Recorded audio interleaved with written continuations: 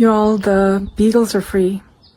They are coming out as we speak and heading into loving homes, touching solid ground for the first time. Guys, this has been an emotional time for a lot of people, activists that have been waiting on this for literally years. Here are some of the beagles. The first wave from Ridglan Farms. They are now touching grass for the first time, exploring a world they have never experienced before. There have been plenty of tears and emotions from the people who have been part of this effort.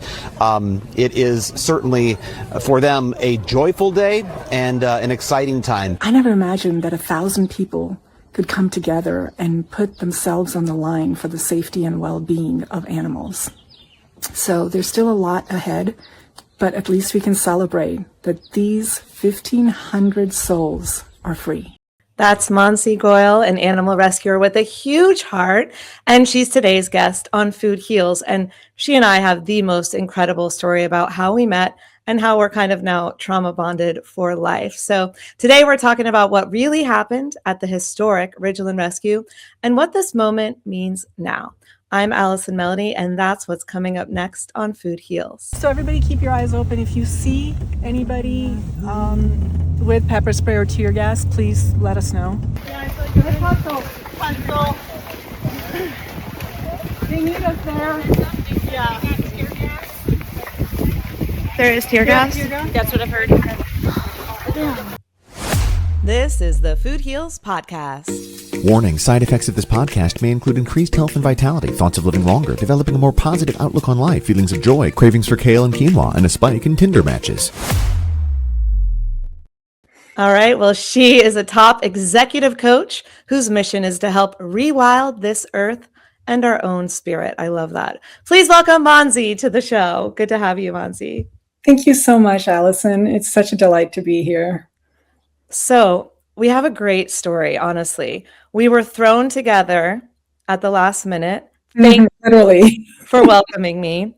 We were in a car heading to what we thought was a training for the Beagle rescue. All of a sudden, you get a text. What happened? And the text is in all caps. It's happening now. Come to the site. Action. It's action right now. And, you know, we had assembled at the Costco parking lot. Right. I wasn't ready. I didn't have my warm booties on. Yeah. I was like, wait, what? So suddenly the adrenaline shoots up. Yeah. And we jump in the car and we were in the car when you got that text. Oh, we were in the car. You know, it's all blended together so much for me. We got in the van. Sierra was driving. You were in front of me, and you got the text. And I tapped you on the shoulder, and I said, "We're going now for the training." And you were like, "No, we're going to the rescue." And I was like, "But we haven't been trained." Yeah. In fact, we just met 20 minutes ago. Exactly. It was crazy. And literally from that moment, for days, it was just action. And for the next several hours, it was mind-boggling what we never expected and frankly, wouldn't have trained for. Right. So even though we were going to a training, the way I pictured the training was how to talk thoughtfully to people who may not understand what the right to rescue is. Like, I don't know, that's my naivete, perhaps, but I never in a million years expected tear gas. So then we parked. And do you remember we parked and we started walking up the hill and we passed someone coming down and she said they're tear gassing people. And again, my head, I was like, oh, she's an alarmist. I didn't hear that, or I don't remember that. I remember when we got there, you know, that little slope up to the farm. Yeah. That there were not a lot of people yet. Right. We were like the second wave on the scene after a small team had gone in before us. Yeah. So I would say there were maybe 100, probably less. And they had I saw them roll the first bale of hay into the trench to create the bridge. Before then, it wasn't like, I wasn't sure how I would get to the other side of that trench. because Right. it was a pretty deep trench. And I could see the barbed wire inside it. And some people were like very athletic and had the gumption that they were just jumping in and climbing up, I guess. I Yeah. didn't see people do that, but I saw people on the other side. But once they rolled the bale, then we could walk over it, is when I first went through. Mm-hmm. And it wasn't long after that what I thought was the first canister of tear gas that got lobbed over. But it was so shocking because it was like 50 people. It was nothing. There were so few people, so little was happening. We had, done nothing wrong. We were showing up, and I don't believe that anyone had any ill intention in their heart. Every single person was there to rescue the Beagles from a life of torture and abuse, and to be immediately met with tear gas. I don't know about you, but I've never been in that situation in my life. I didn't even know what tear gas felt like, but they were throwing it far in the air. This was way before all the videos that we have now where we were close up.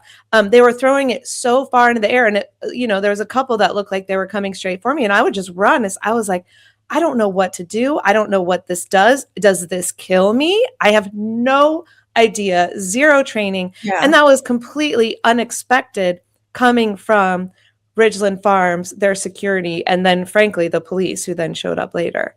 Yeah, I feel so grateful for the intuition that I brought a COVID mask with me. Wow. N95 COVID mask. And for in case something like this happened, because we were going to be outside, so I didn't really have any like COVID worry. Yeah. But I was just like, I don't know. My husband was like, just bring this with you, and I put it in my backpack at the very last second. Wow. I put it on right away, and honestly, it was a lifesaver during the action. And I just kept following the feel of fresh air on my face, just following the air. And everything's kind of a blur for me, because at that time, because I was also a team lead. So I kept thinking, I'm responsible. I felt responsible for these people that I had just met. Right. But I'm responsible for giving them instructions that I get from, the organizers and leaders who are going to be giving those instructions. And I'm trying to find people and see if I can recognize people, Yeah. It got big fast. There was a lot more, like you said, when we first got there, it was still small, but then it got really large, really fast. And I immediately lost people. And it was a little bit scary for a while to feel like you were on your own. And then having, feeling like you're on the wrong side of the law, even though you're on the right side of the law. And I didn't have a mask. Later, someone gave me just a paper one, but I was so completely unprepared that day. I didn't have I had bought specific hiking boots for this. I had a specific outfit. I had my hand and foot warmers I was going to put all over. I didn't have any of that. I had maybe one foot warmer. So I was freezing. I was confused, but we were on a mission and we weren't willing to give up. So there was like something that overtook all of the worries and fear and unpreparedness feeling that just like took over. And you're just like, okay, well, we're here to do the job that we, most of us flew here or took planes, trains, and automobiles to get here to do. Most people don't live locally. A couple of people do, but not most. And so we were like, okay, well, we're going to do this. And they certainly did their best to prevent us from doing it. They really did. What you just said, Allison, I think is one of the most beautiful and powerful takeaways for me. Yeah. Which is, in our team, we were 24 people that we assembled ourselves like 20 minutes before this thing. Yeah. All of us went in together and we came out together. We stayed that 5 hours. Yeah. So many hundreds of people stayed for hours out of the commitment and devotion to the well-being of these innocent animals. And I never imagined that there were so many people out there, because so much of this stuff is so invisibilized and normalized and legalized in our country or around the world, So just to be a part of people who were there out of sheer love and passion was so powerful, was so beautiful, and has really lit me up. And I've never been a part of anything. I haven't even gone to a march. Yeah, I was going to ask you, like, have you ever done anything like this before? No, I'm not a marcher. I'm an introvert. I'm not a protester. I, write letters and sign petitions and call my representatives. Like that's, Right. I donate, and that's what I do. I've been a nerdy rule follower. Yeah. So this was a completely different experience, and I'm really grateful for it. I was really shocked through the experience and after how overwhelmingly full I feel of gratitude. Yeah. I mean, the amount of new friends that I've made, the amount of trauma bonds we've made by going through kind of a war together. Christy said that who has been in war, said this was a war zone. This is one of the worst wars I've ever been a part of. And to hear that really just was like, okay, it was as bad as I thought, right? It wasn't like you look back and you're like, gosh, did that really happen? And I forgot a lot too. A lot of it blended together. I forgot specific moments that happened until I saw them on camera from either my phone or other people's footage. I saw myself in this footage online and I was like, I forgot about that moment. Right. Yeah. And it's because I think that's what PTSD is. You go through something and you just have to get to the next second of safety, but you're still there on a mission. So you're not giving up. And so your brain, you can't think about anything else other than that moment. And then you have to your memory can't even keep up, I think. Yeah, that's exactly right. And I had a secondary phone as team lead because, Right. we were aware that we were risking arrest to make our case in the courts. And normally I have an iPhone, and this was and my fingers were freezing and stiff, and I'm trying to operate this different OS, and so I have no pictures. I didn't take any pictures or videos, and so you're right. The memories are all very blurry, and trying to piece them together with others. But I also want to offer an alternative kind of perspective on from my experience of it. This is the part that's shocking to me is I didn't come away traumatized. It was a war zone. Mm-hmm. I have a very clear memory of State Patrol walking up the driveway, after I had left the fence line. This was over probably almost 4 hours in, probably an hour and a half before we left. Mm-hmm. So I left the fence line, was down by on the driveway where some of our team members were. And I was like, oh, this is where you guys have been. I've been up there looking for some of them. And they've been engaging people at the gate, talking to them. Anyway, I was on the driveway and I remember seeing State Patrol. They're walking through the crowd and the crowd's just milling, a loose crowd. And two of the patrol people just take out a can of pepper spray and casually spray people as they walk through the crowd that was already partying for them. Wow. A normal crowd. And we weren't nobody was riled up or anything. And I saw, that memory will really stay with me because it was so casual and so completely unnecessary. People had their backs to them. They were partying, they would look back as they realized that somebody's coming through. Oh, and then it's a law enforcement officer, and then they didn't, all the guys coming through didn't do it, but two pulled it out, and I was just shocked. That is shocking. So I would expect to be more traumatized by that, but I don't feel traumatized. I walked away feeling extremely empowered because I never knew I could do something like this. Yeah. And I didn't know I could trust my own judgment. I didn't have to be there. The first can of tear gas that came, which was right away when we got there, Right. I could have left. I could have said to our team, hey, this is not what we prepared for. Let's go. Let's fall back to public property.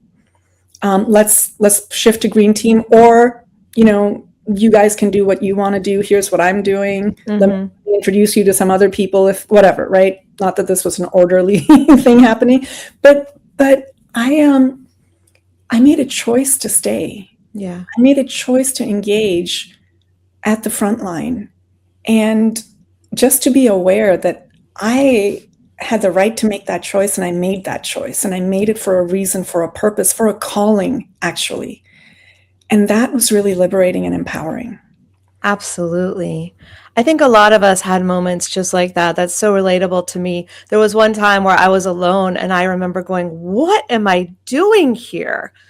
Like, who am I to be here? This is not me. Like, I was feeling cold, alone, scared, and everything. And then, shortly after, I found my people again. And I was like, okay, if they can do it, I can do it. And that was before I even got tear gas, where I could not breathe and I felt like I was dying.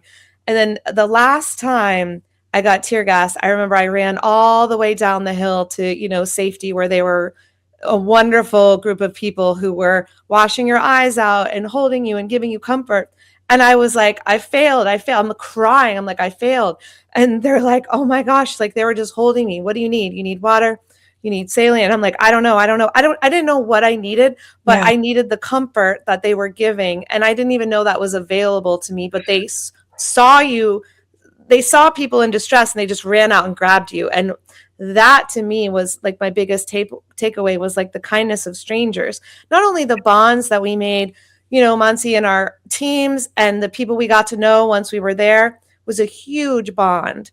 And then there are people that I don't know what they look like because I couldn't see, that held me and wrapped me up in a blanket like a burrito when I was freezing and shivering and going, I don't know if I can do this. And I was feeling like a failure. And, I forget her exact words. So I don't want to put words in anyone's mouth, but whatever she said to me made me feel like, you're not a failure. You're here. You're still here. You're doing this. Like everyone's here for a purpose. And I don't remember her words because it's all a blur, but I just remember the feeling that she gave me. Yeah. And so the fact that, like you said, 1,000 people gathered for this mission. And I don't think it's because in the past people didn't care or didn't have compassion. I think it's because people saw it for the first time, like they've never seen it before, because the viral clips went to everyone's Instagram and TikTok feed of the first attempted rescue with 100 people. So that activated, I know we had over 2,000 people that signed up, which led to 1,000 people being there for the training on the first day. Who knows if there would have been more on the second day we were supposed to go. But that meant 1,000 people were there. Well, now that the footage has gone viral of us getting tear gassed and everything that happened to us. I mean, I saw a guy shot with rubber bullets. I didn't know what rubber bullets were. I thought I watched him get shot for real. Yeah. I didn't know. Yeah. I was so shocked and had to be, since someone said it, nearby, oh, rubber bullets, and I made the connection. But there was a moment where I was like, they are shooting people. I might die today, Yeah. But I think my point was that the amount of people that came out for us, and then the amount of people now that are seeing this, all over the news, because this has garnered national media attention. How many people are going to come out for the next one? Yeah. Yeah. And now, because of that public pressure, the Beagles are out. I can't even speak. They are freeing 200, as of this recording, 200 to 300 per day. How do you feel? How is it for you to watch them? I mean, I'm in tears. I know. In tears. And when I got on the plane leaving Madison, that's when I actually really started crying. Yeah. Because it's been, because after that we were at the state capitol and we did all these things for days. You were on Fox News, it was incredible. And then I got on the plane and I was like, oh my God, they're still in there. Right. We've done everything. We've done so much. We've petitioned, written letters. We've gotten the judge. It's gone to court, the special prosecutor, all for years, Right. Now 1,000 people even showed up and they're still in there. And I just felt completely heartbroken. And helpless. What else can we do? We've done everything. Yeah. And we got tear gas for this. We got tear gas for this and pepper sprayed and stinger grenades and rubber bullets, which, by the way, Allison, 90% of that stuff came from through a chain link fence. Right. We were never, I just keep wanting to reinforce and highlight that there was Yeah. no physical threat Right. to any law enforcement from Not at all. ever, because all these munitions were lobbed at us, shot at us through a chain link fence. Right. So, anyway, so it was so heartbreaking. And then to get the news and then to see the videos of these living, I mean, they're mammals, they're living beings just like us. They're sweet little souls. So innocent. Yeah. And be like, oh, I mean, this doesn't fix it for the millions and billions and so on. But God, it means everything to them. It means everything. Just like you and me on that field doesn't stop and end all the wars, but it means everything to us to get comfort when we're hurting. It means everything to us to be able to find safety. So that really has just, it's been really like a healing. It's been healing and soothing and heartening that it was worth it. I thought it was, and I felt that it was worth it, even if they weren't coming out, because it's worth it to put my entire being on the line for the first time. Yeah. For what I so deeply believe in. It's worth it for the doing of it, regardless of the outcome. But man, gosh, just to have the outcome be what it was. I mean, it was, that's joyful. Oh my God, so much joy, tears of joy. But we've been through so much of an emotional roller coaster. You know, I've been through multiple traumas in my life. I've lost so many people, been in hospital beds, had people and dogs die in my arms. And I think this still might top one of the most emotionally draining times of my life, and emotions going up and down and feeling like a success, feeling like a failure. And then when we got the news that those beagles were going to get out, I was like so excited, but I'll believe it when I see it. And the next day we had the videos where they were touching grass, and it was like every single moment was worth it. And we did succeed. And, you know, there's still a lot of talk about 1,500 versus all 2,000 getting out. I can report that they are in talks to get the remaining beagles out. So we are celebrating every single beagle who gets to touch grass. And I've been in touch with some friends who went back. So you and I left after a few days after the action. You know, we were going to be, you know, in the public forum and hold signs and hold space and demand action and all of that. And then we went home, and then it was agonizing days of waiting until we found out that Ridglan had made a deal with these rescue organizations to purchase the beagles. Now, they won't work with any of us, and they don't want us there. Yeah. So none of us who were at the action are allowed to go back to Ridglan Farms and assist with the rescue. So other wonderful, amazing other people in rescues are, but it's just a big FU to us that we're not allowed to go back. But I saw a lot of celebrities going. Juliana Rancic was reporting from inside Ridglan Farms. So that's great. I'm glad it's getting all of this attention. But where we were allowed to help is when they get to this area away from Ridglan Farms, the safe house, where each beagle has to be getting their vaccines and microchips. Microchip, thank you. I was like, what's it called? Yeah, the microchip, and they read the inside of the ear and they see the number, which indicates the year they were born, so they can kind of get like a birth certificate, and then they get a name. They get a name. They've never had names. Yeah. Yeah. So sweet. It's especially moving because they've been treated and regarded as objects. Mm-hmm. They're a product. They're a product from which other products are extracted and synthesized and so on. And it's so sacred to get a name. It's so sacred and it's actually not even us giving them a name. It's us recognizing that they have a name. This is what we're calling them in English or whatever language adoption person might choose to change it to, I suppose. But yeah, that's a person. That's why we're naming them. Yeah. We're recognizing their personhood as a fellow earthling in the fellowship of life that we're all in. So it's deeply moving. And I think it's healing for us as humans. It's Yeah. just as important for us as humans, because when we're not doing that, we're in a separation, we're in a severance, we're in a disconnection, we're in a rupture, actually, that is really toxic and I think bad for our health. Absolutely. I mean, on Food Heals, we always talk about, which I know we'll get into, but nutrition and healing the body naturally and all of that. But our emotional health is so connected to our physical health, and we can't forget that. I know I was healthier the day after I was watching the videos of the Beagles being released than the days before I went to Ridgeland and was watching the videos of the Beagles that were taken back by the police, and it was killing me, and I was bawling. And then I went to tears of joy when I got to watch them released. And so the second series of staying up all night watching the release is much better for my mental and emotional and spiritual and physical health. Yeah. Right. Yeah. And And we feel ourselves being made whole ourselves as those beagles taste their freedom. I mean, just like there's pictures of ones that are just really cautious. They just don't even know what's happening. You know, they've never been outside of like a wire cage where even the floor is wire. yeah, And then to see them wagging their tails and running around, it's like I feel there's a teaching in that for me as well. That wow, look how quickly they're falling into joy with the world. Look how yeah, quickly their hearts are open to sunshine and the grass and each other. yeah.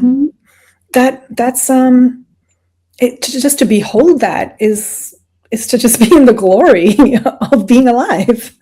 I know, it's so beautiful. And beagles are so adaptable. I'm a mama of Lily. She's my second beagle. Before I had her, I had Charlotte. So I know beagles very well. They're the best family dogs. They're the best dogs to own if you're single. They are just the best dogs. And they're so adaptable and so trainable and so teachable, which unfortunately I know is why they use them in animal testing, but is also why they're able to adapt. So the understanding I have from my friends who went back on the ground is every beagle taken out of Ridgeland, they have to do a car ride to the safe area. And in the car, they're in crates again. They're in cages again, even though they've just been rescued. They don't know. So they're pooping on themselves. They're throwing up on themselves. They're scared. They're shaking. They're foaming at the mouth.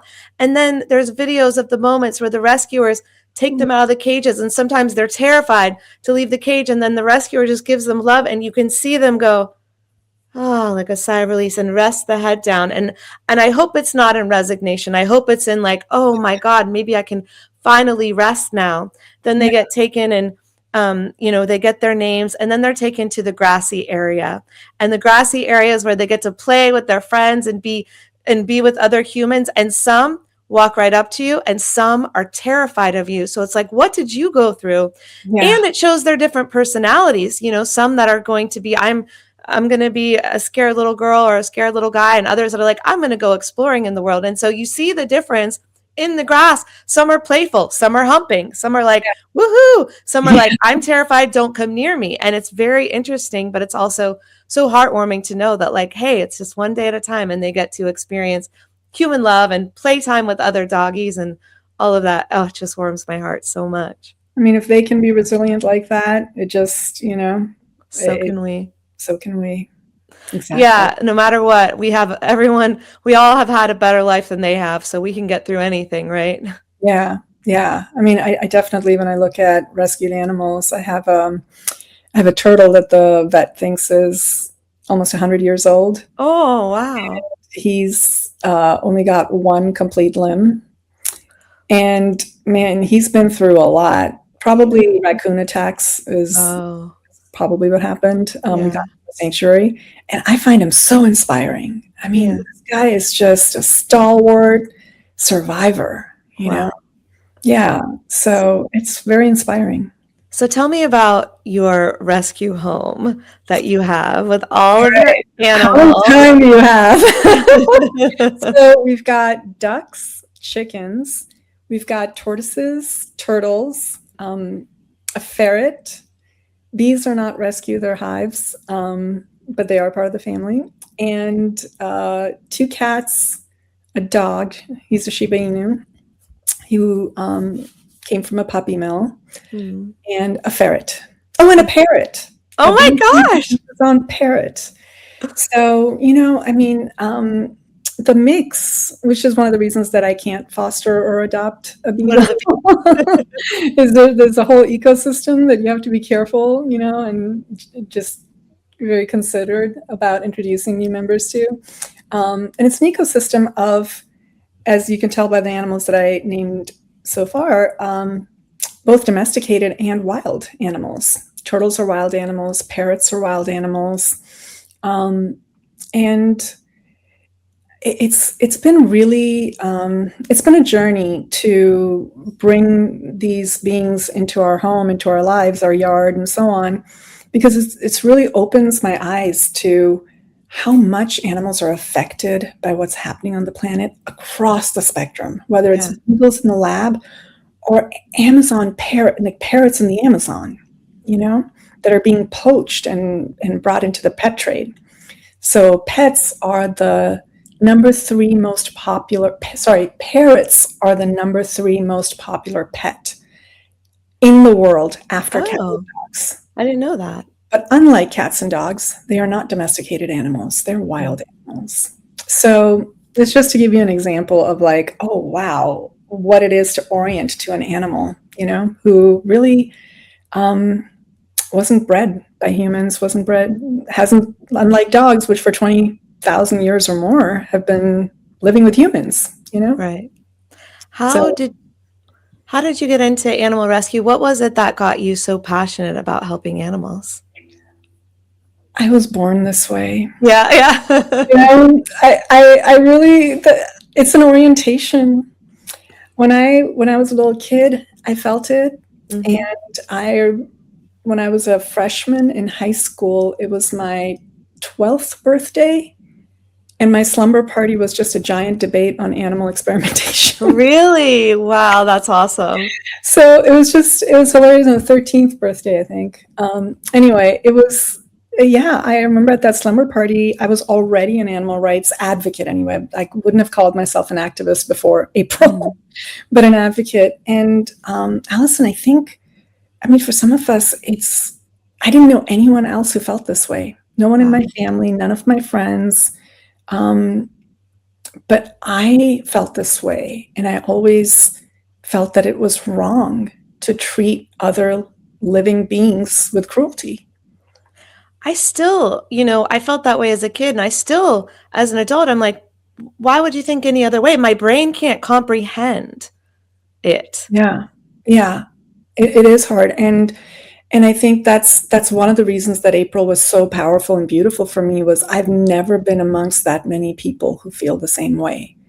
And it's actually really only pretty recently doing this kind of work, because even wildlife rescue.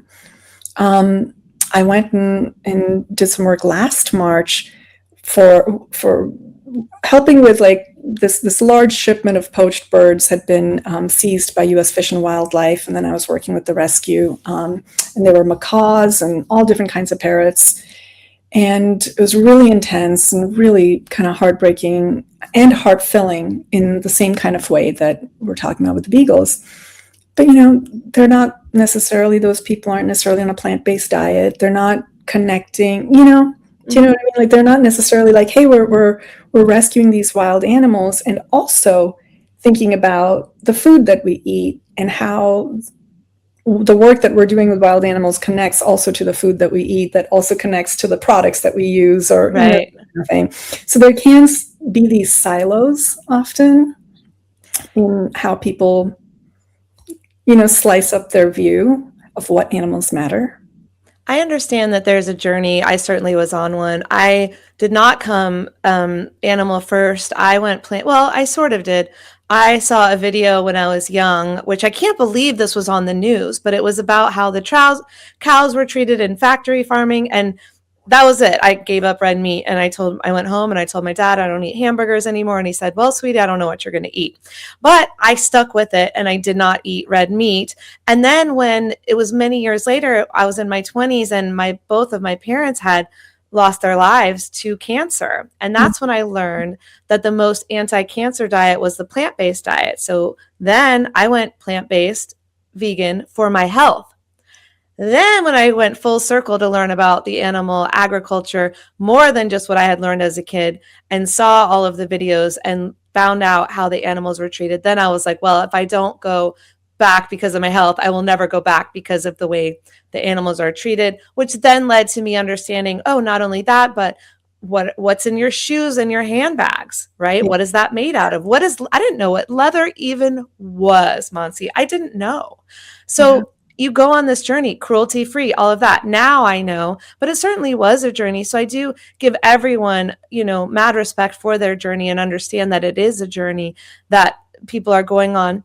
But what was incredible about this rescue in particular, like you said, is there were people from all walks of life, all different kinds, but there were so many plant-based people or people that were on the plant-based journey. And I was like, wow, I've never seen this many. I'm used to people caring about dogs and loving dogs, but not making the plant-based connection. So that was incredible for me as well, to feel like, oh, there is a community of more people like us. I live in LA and I know it's like the vegan mecca, but I still feel alone a lot of the times. Yeah.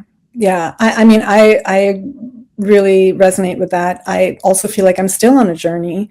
Yeah. I didn't actually start reducing or eliminating dairy from my diet until a year or two ago, because I grew up vegetarian, so I just thought being vegetarian was right enough. I didn't think about dairy, like the horrors of the dairy industry. I just thought about dairy as the way I take honey from my bees, which feels very much like a sharing thing. Like, a lot of them, when they swarm and they leave the hive and there's just like, overflowing with honey and it's empty. Yeah. And I thought of it as like very theoretically, and not the actual lives that they're living. So I agree with you. It is definitely a journey. And I think a lot of it comes from how much our society, our system depends on hiding that from us. Yeah. Even the words that we use, the language for meat, or the language for, so like, I'll give you an example, like dairy, as I've been thinking and opening up to it more in my mind. I'm a meditator and I just work with my consciousness a lot. So as I've been opening up my consciousness to this experience, we talk about like inseminating cows. That's rape. Right. But we don't just change that semantics, but we wouldn't use that word because people would be in an uproar. Yeah. Because it just lands and hits differently for you to reckon with what it takes to get this product. Yeah. Well, and all the campaigns when we were growing up, milk does a body good. Yeah, I remember that. I mean, I believed it. I bought into the milk mustaches. I remember I thought that we got pizza and everyone was drinking Coke with the pizza. And I remember thinking, I'm healthier because I'm drinking my milk with my pizza. Completely brainwashed, like at a sleepover or something when I was little. Completely brainwashed. Yeah. And you're right. Like, we don't learn these things unless something happens to us, or we meet someone, or we listen to a podcast, something happens to change your worldview. But if my parents hadn't gotten sick, I don't know when I'm sure it would have, but I don't know when my worldview would have changed. If I hadn't seen that cow video, I don't know when I would have understood that it was the rest of the animals too. Yeah. Yeah. I think it's something happens and then there has to be a receptivity in us, So I think I was born with that receptivity because I can remember the first time I felt it. I was probably 5 or 6. And I went to a friend's house for dinner and they ate fish. And my house, it was the first time I was ever exposed to someone eating meat. But this animal rights and that feeling, I think my optometrist was in downtown San Francisco. So when I was like 11 and getting glasses for the first time, I think I passed a PETA table. And there were flyers on the PETA table. That's the first thing that because I've been trying to trace back in my mind when it happened. And I remember like that's the first time I think I came across anything about how animals are treated in this like experiments and all this sort of way that I never thought about. Yeah. So it must have been 11 years. And it was instant. There was no debate. There was nothing. I was just like, what? This is Right. obviously wrong. And it's been that way ever since, you know? It's like he meets lock. Yeah, and I think some people's brains snap and it's like an overnight, and then some people take their time. I don't care. Like, it doesn't matter to me. People can receive information and change at their own pace. Like, I'm just happy for anyone to receive the information so that then they're empowered to make those changes, whether slowly or quickly, you know. And the one of the most exciting things I think about the national attention that this Beagle rescue has gotten and is continuing to get as they let out 200 to 300 dogs a day until we get out all 1,500, and then I believe the rest, all, you know, 2,000 plus, is that we're raising this awareness, and very soon people will start making the connections to, well, if you don't want them to treat the beagles this way, how do you think they're treating the goats, the pigs, the chickens, you know, all of that? And then when you make that connection, you go and you look into your dog's eyes, you can look into a pig's eyes. Beagles are smart AF. Pigs are smarter than beagles. Hard Yeah. for me to admit that as a beagle mom. Pigs are smart as a 3-year-old child. Yeah, at least for sure. Pigs are Right. very emotional, very Yeah. sensitive, very social. Yeah, you know, it's funny that you should say that, because one of the things that I think about is how much we confer our sense of how we should treat animals based on how smart we think they are. Mm-hmm. And how messed up that is too. Yeah. You know, like pigs are really smart and sensitive, so are dogs. Parrots are super, I mean, that's why they're such a popular pet, you know, they're extremely social and intelligent creatures. But this, like, prioritizing a particular kind of intelligence over everything else as a way to rank who gets God given birthright to live free, you know what I mean? That doesn't make sense. Right. I'm just doing it to justify it to others, but I shouldn't have to. That's what I'm saying. Exactly. I get it. Yeah. Thank you for summing that up. That's exactly it. Like, all of these things are true, but also what matters is they're alive. Right. They're alive and they're sentient. We're all sentient. Like, every living being on this planet is having an experience. Yeah. So when we're relating to another living being, we have to do it cognizant of the fact that there's another experience at the other side of that. Yeah. You know, it's not all about us. It's not all about us, and it's not all about what we think is important, which is a very narrow, cognitive, linear, logical, reasoning mind. That's what we mean when we say intelligent, right? Yeah. They're like, oh, you remember Alex, the African gray parrot? Have you heard of him? Or Coco, the gorilla?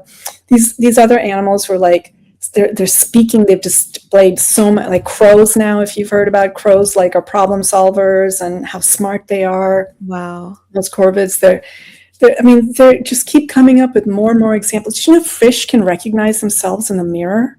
That's incredible. So when you go looking and doing these tests, we start finding more and more that, elephants have names for each other. They do grief rituals. So there's more and more examples of intelligence. But actually, I feel like every example is an example of our ignorance and our hubris. And our ego. And our ego. Exactly. Yeah. Like, and octopuses, if you've heard about, right? Octopuses are like wicked smart. They're like breaking out of their cages to go down the street, shopping at the next aquarium for a snack and coming back.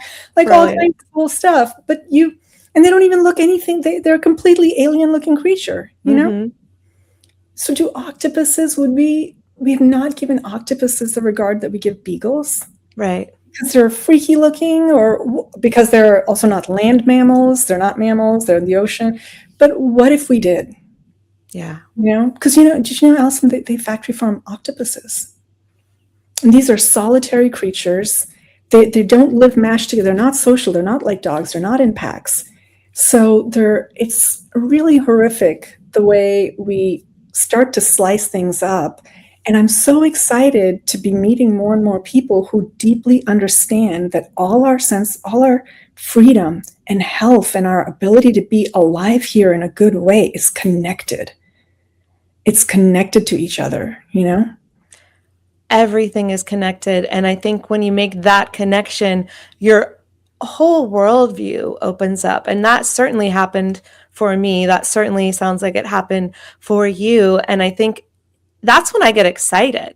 So I'm Yeah. like, well, what else can I learn? Like, you're telling me all of this stuff that I didn't even know right now. That's opening my worldview. I want to save every single animal. I don't believe that any animal has to die in order for me to live. And I will die by that statement, if I have to. But I would love to meet one of your rescue animals. Can I play a clip of Money Honey? Yes. This is Money Honey, and she needs our help. Right now, Congress is passing a farm bill that has very harmful language that would ban states from passing their own animal protection laws. So please call your representatives. I'm begging you. Money Honey is begging you. Call your representative and ask them to vote yes on the Luna Costa amendment, which would strip that harmful language.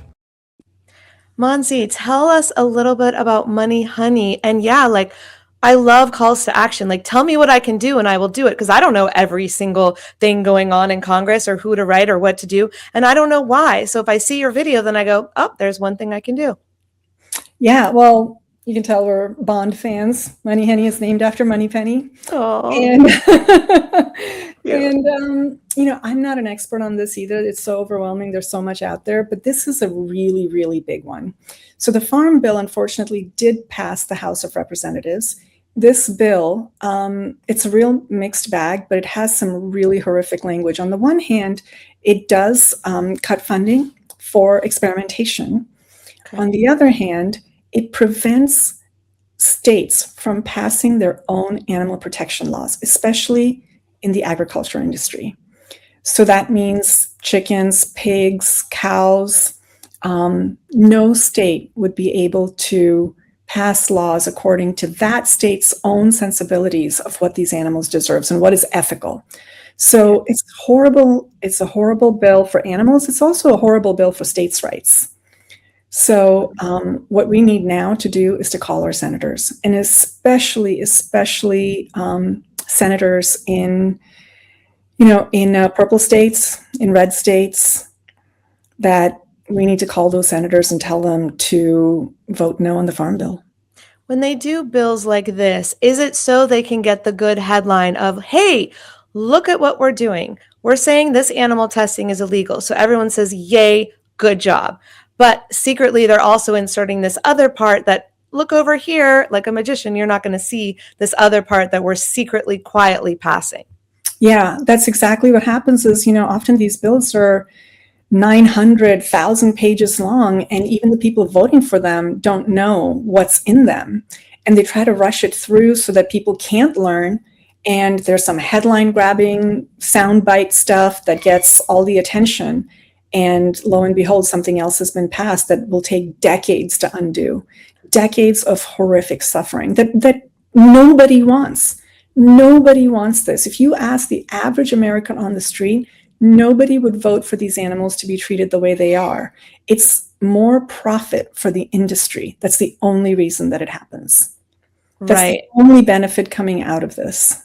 Well, we say that on Food Heals all the time, like follow the money, and it applies to all of this too, because there is no reason in 2026 to test on an animal. We can now cultivate human and animal tissue in a lab. So you want to run your tests and experiments? Great, do it there. We have AI models that are better than the models we've ever had in the past.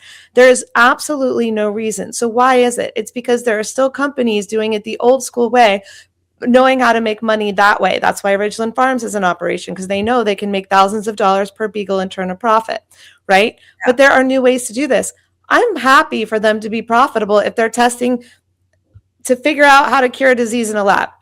Yeah. Great. As long as no animal is harmed, you do your thing and you get to make money at it. I don't care. I'm not anti-capitalist, but I am anti-animal testing, and I will be for the rest of my life. And I think, like you said, Mansi, most of America is, most of the world is. If you did man on the street interviews and you were like, hey, do you think this monkey should be tortured so we can find out X, Y, and Z? They'd be like, no. What if I told you there was other options? They'd be like, yeah, get the monkeys out of the cage. Yeah.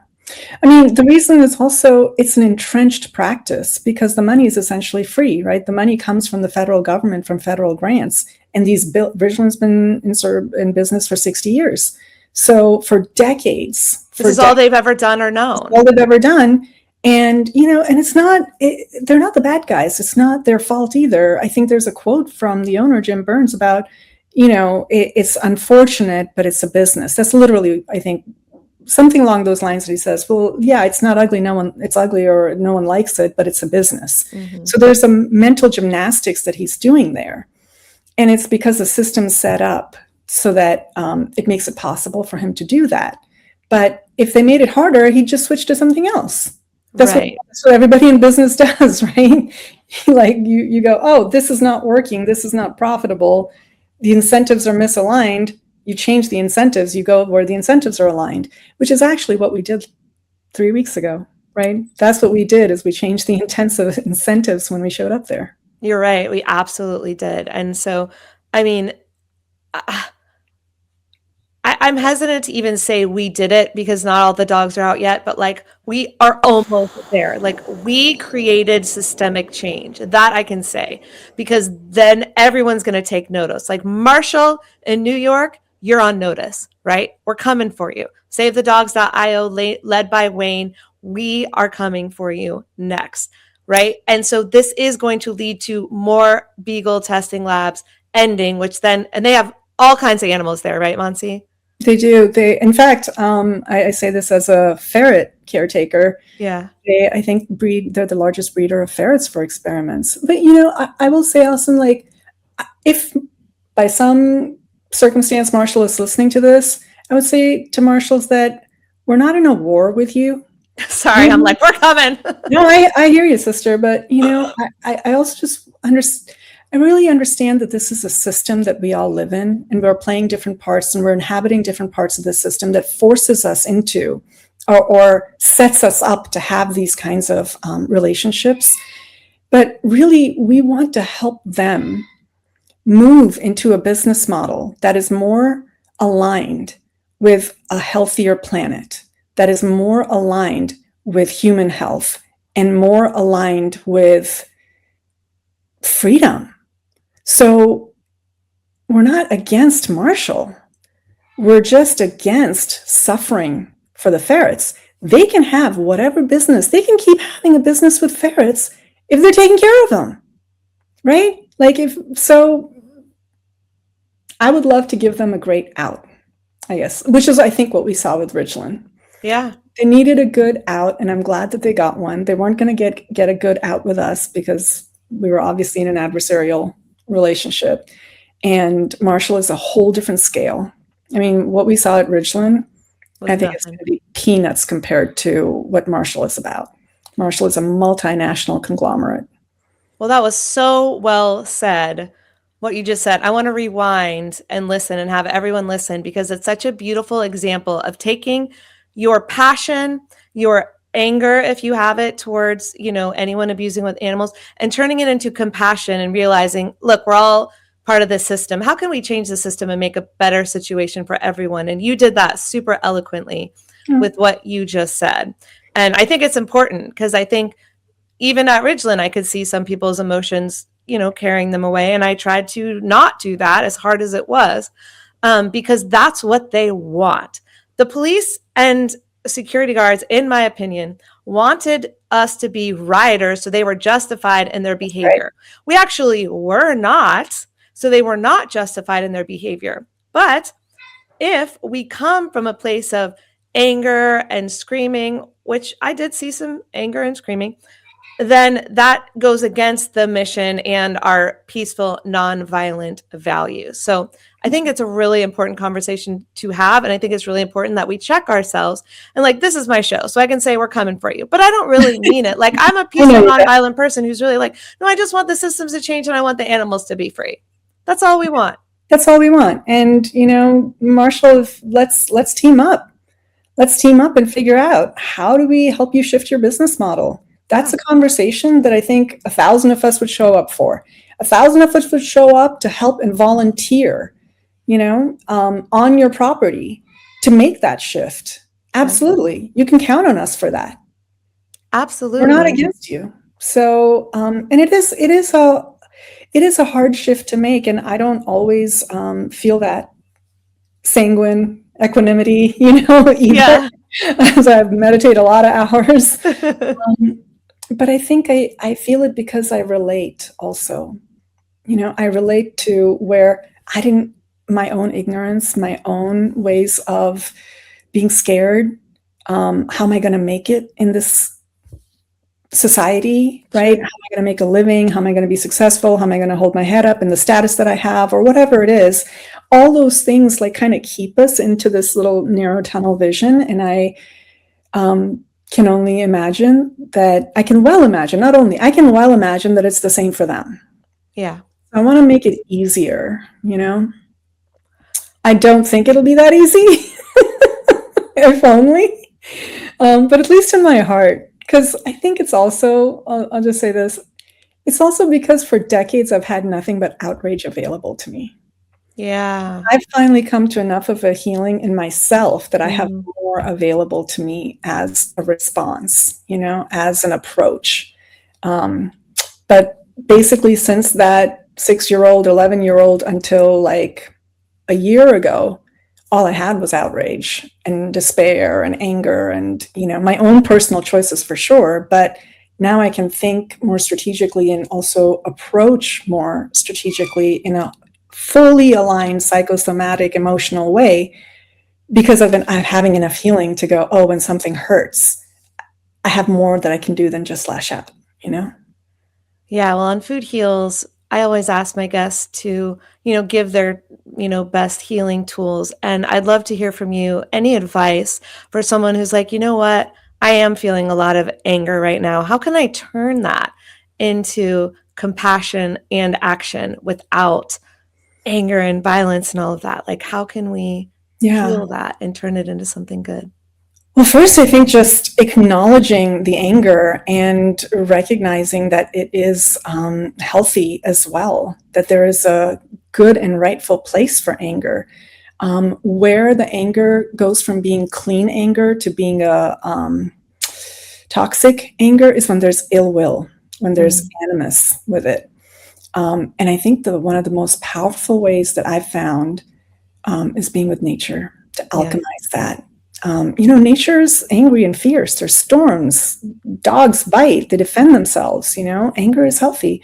But and meditation has been very powerful. So those are the things that I would suggest is go meditate in nature. Like this earth is alive and beautiful and powerful and will help ground these energies, will help ground because this is all nervous system states that we're talking about. And then it will naturally come up. We don't even have to force compassion. It just naturally happens by itself, when we feel that connection to this living planet, to this living world. Those forces just surge within us. That feeling of connection surges. I love that. I totally agree. I always tell people when you can't, because I know meditation can be hard when you can't sit at home and quiet your thoughts and not go crazy. I get it. I say, well, try in nature first. Yeah, exactly. Oh my God, when you hear the creek running, whether you're at the ocean or in a forest or at a waterfall, wherever you are, where there's nature, it will automatically, it just works. You don't have to do anything. I feel like people sit at home and they're like, okay, get rid of my thoughts, or they try to do a guide and they can't stop thinking. They go crazy and go, Allie, I can't do this. Go to nature. It'll do it for you. It's the cheat code. Exactly. It's the source code. Absolutely. Yeah. Well, Mansi, last thing, I just want to thank you because you adopted me at the last minute. We had trained with another team. And then at the last minute, you had to take 3 of us onto your team. In the morning, we met for the first time and you just adopted us like family. So I wanted to say thank you so much for doing that. It made me feel safe and made me feel part of something. And now, not only trauma bonded for life, but friends for life. I really appreciate that. It was such a joy. And I'm so glad. And I can't wait to do it again, Allison. We're going to do it again. I think we are. I can't wait to find out what's next. Me too. Thank you for having me here. This is so much fun. I love what you're doing. I love the heart that you bring to it. I love the wisdom that you bring to it. And thank you so much for putting just the full spectrum of emotional and behavioral and spiritual aspect of this together. That's really important to me, and I'm really glad that you're doing it. Well, I appreciate that. Back at you. Thank you so much for coming on. See you next time. Side effects of this podcast may include increased health and vitality, thoughts of living longer, developing a more positive outlook on life. In rare cases, people have experienced a strong desire to actually start using their $39.99 a month gym membership. If you experience any of these symptoms, Snapchat your trainer immediately.